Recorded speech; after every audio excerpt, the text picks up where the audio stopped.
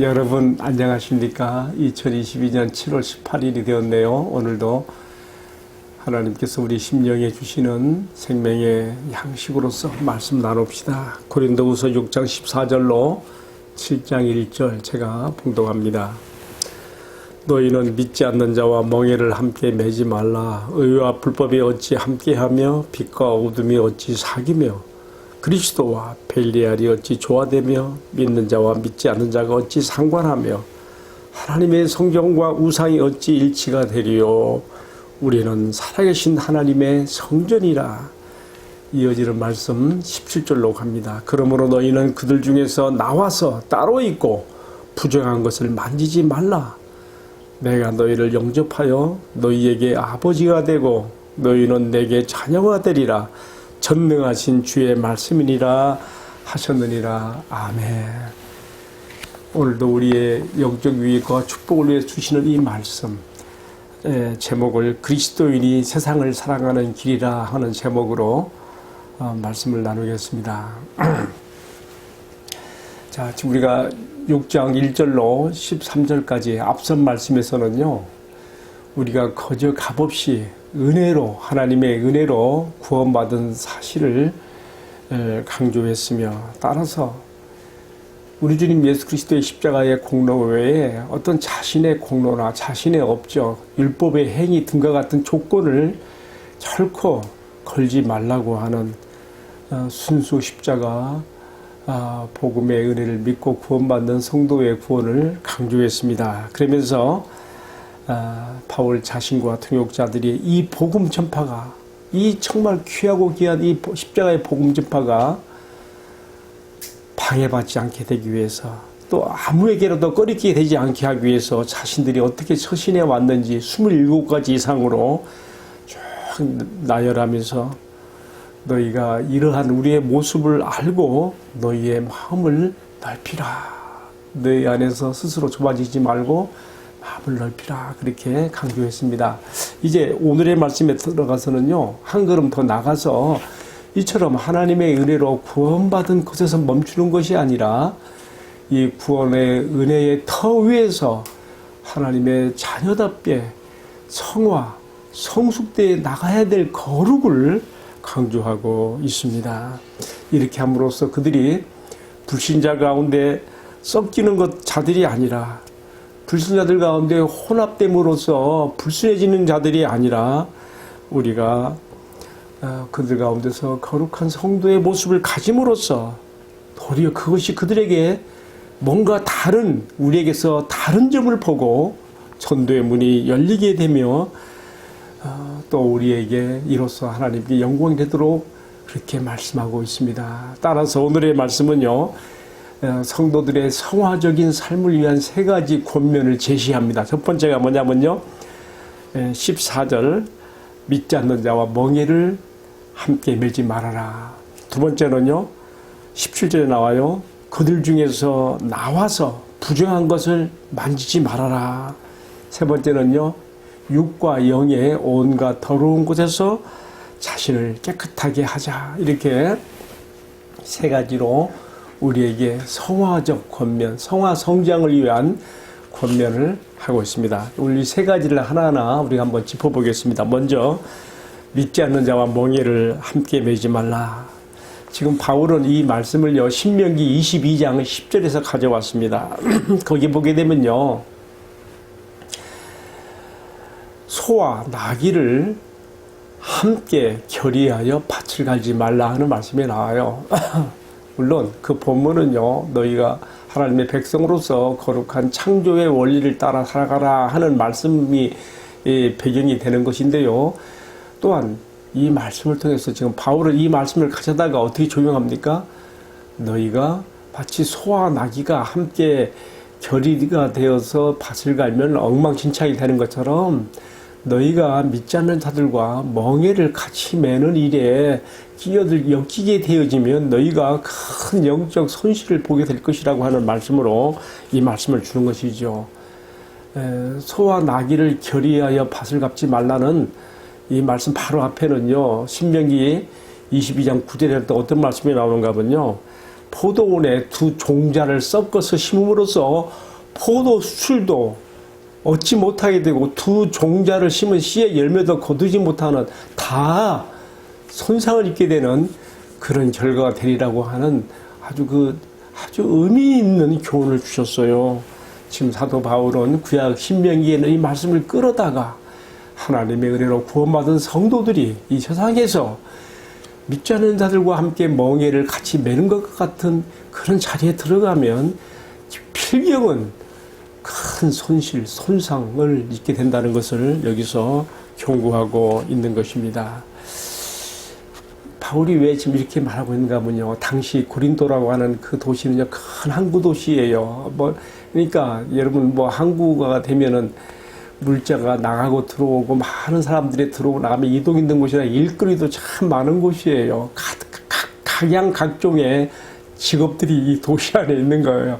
고린도교회 성도들이라고 앉아서 먹고 살 수는 없는 거 아니겠습니까? 그들도 세상에 나가서 뭔가 그 고린도라는 도시에서 직업을 가져야 되는데, 근데 당시에는요, 자기가 어떤 말을 들면 직업에 이렇게 종사하게 되면요, 그 직업에 종사하는 같은 직종의 사람들끼리 조합, 그들이 말로 하면 길트라는 게 있어요. 길트. 조합이라는 거 있어가지고 이 조합원 상호 간의 친목 도모를 위해서 무슨 신전 제의에 참여해서 결의를 다지고 또 그게 신전에서 베풀어지는 그런 먹고 마시는 또 부득한 성적 행위 같은 그런 그 향락에 그들이 함께 빠지는 그런 일들이 있었던 거예요. 사도 바울은 지금 고린도 교회가 참 죄가 많은 도시에 은혜가 많아서 많은 사람들이 죄에서 벗어나서 하나님의 자녀로 교회로 들어오게 되었지만 또 그들을 여전히 기다리고 있는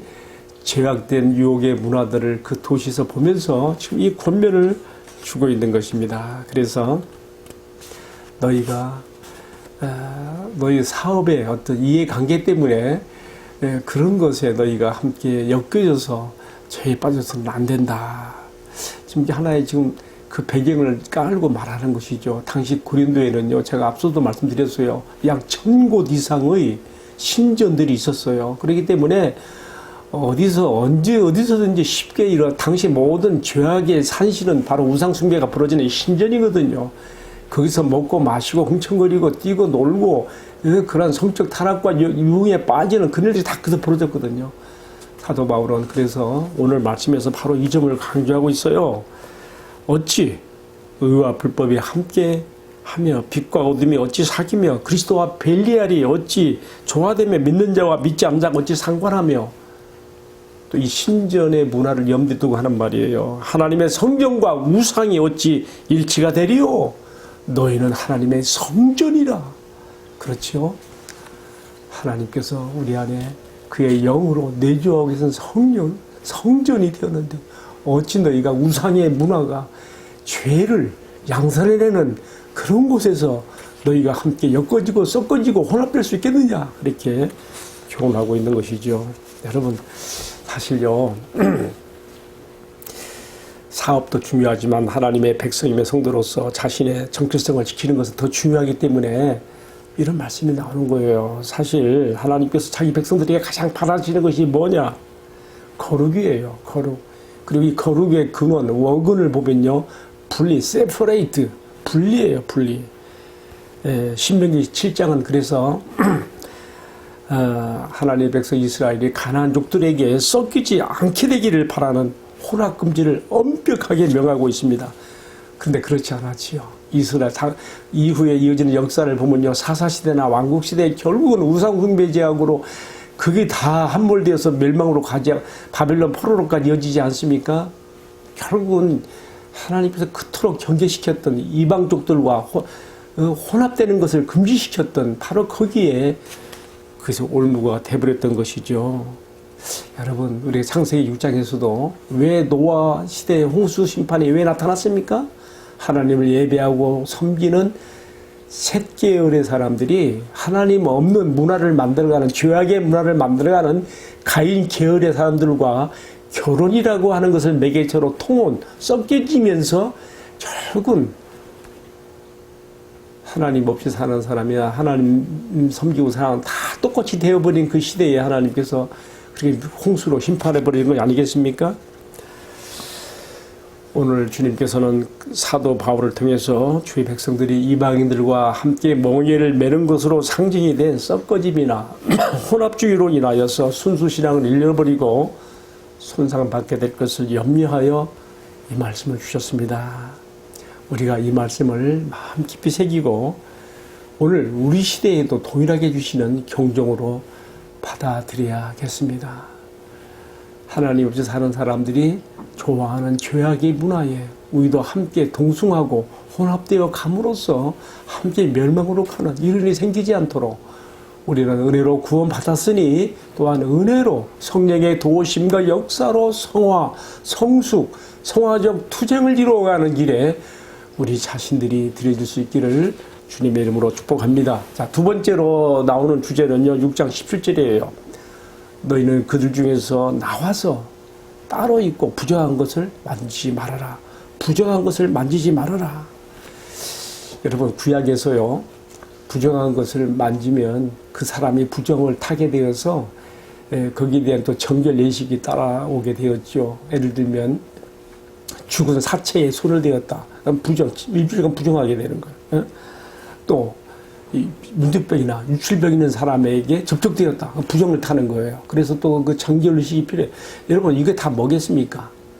또 하나님의 백성들의 그 거룩을 어디까지 요구합니까? 심지어는 먹을 수 있는 정한 음식과 먹지 못할 부정한 음식까지 다 구별해서 하나님께서는 자기 백성들의 거룩이 일상의 전 영역에 미치는 그러한 요구를 하고 계시죠. 우리가 만지지 말아야 될 것을 만짐으로써 부정을 타고 함께 더러워지는 그러한 경계를 오늘 말씀에서 보게 됩니다. 너희는 그들 가운데서 나와서 부정한 것을 만지지 말아라. 여러분, 부정한 것을 만지지 말라 할 때 제일 먼저 떠오르는 사건과 인물이 있어요. 누구예요? 삼손이에요. 삼손은 사사들 가운데서도 아주 특별한 사사예요. 태어날 때부터 나시린이에요. 하나님의 능력이 출중하여 그 힘의 파워가 어마어마했습니다. 그런데 어떻게 되었습니까? 그가 어느 날 자신이 딥내로 내려가는 길에 만나는 그 사자를 포도원에서 찢어 죽였잖아요. 그 입을 얼마나 힘이 좋으면 그 사자 입을 찢어 죽입니까? 근데 그 다음에 또 내려가는 길에 자기가 죽인 사자를 보니까 사자의 그 몸 안에 말이죠. 입안에 벌들이 막 이 꿀을 막 뭉친 것을 보았단 말이에요. 야, 삼손이 이 율법의 말씀을 안 배웠을까요? 나시린인데. 근데 그는 우선 그 달콤한 꿀의 유혹에 이기지 못하여서 손을 내밀어 그 사체에 손을 대어 꿀을 떠 먹음으로써 그가 부정을 타게 돼요. 속죄하지 않고 무지했던 것 같아요. 말씀에 무지했던 것 같아요. 그래서 그럼으로써 그는 죽은 사체에 들어있는 꿀을 탐내어 먹은 그 순간 이후부터 그는 서서히 추락의 길로 내려갑니다. 그렇다고 해서 하나님 일을 하지 않은 건 아니에요. 하나님의 일을 하면서 계속 범죄를 더하며 계속 추락으로 내려가는 거예요.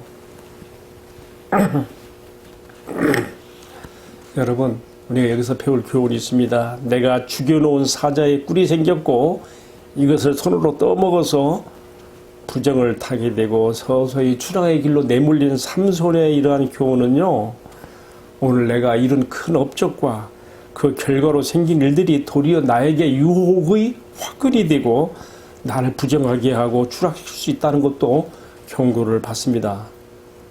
중요한 것은 부정한 것에 손을 대어 너의 유익을 얻으라고 하는 유혹이 우리 마음을 흔들 때에 오늘 주신 말씀, 너희는 그 가운데서 나와 따로 분리하여 그 부정한 것에 손을 대지 말아라고 하는 주님의 말씀을 마음피 새겨야 되겠습니다. 세상을 살다 보면 부정한 게 많아요. 부정한 돈부터 시작해가지고 손대지 말아야 할 부정한 것들이 많습니다. 주님 우리에게 말씀하십니다. 너희는 그 가운데서 따로 나와서 분리되어서 separate, 부정한 것에 손을 대지 말아라. 왜냐하면 너도 함께 부정하게 되어서 네가 실패와 추락의 길로 가게 된다는 것이죠. 앞선 말씀에서는 믿지 않는 자가 멍에를 함께 함으로써 이러한 손실과 손상을 받지 말라는 것이며, 두 번째 말씀으로서는 네가 부정한 것에 손을 댐으로써 너 자신이 크나큰 영적 손실과 삶의 그러한 손실로 가지 않게 하라고 경고를 받습니다. 마지막으로 하나만 더 말씀 나눕시다. 세 번째 권면은 뭐였습니까? 7장 1절에 나오지요. 육과 영의 온갖 더러운 것에서 너 자신을 깨끗하게 해라 하는 말씀입니다.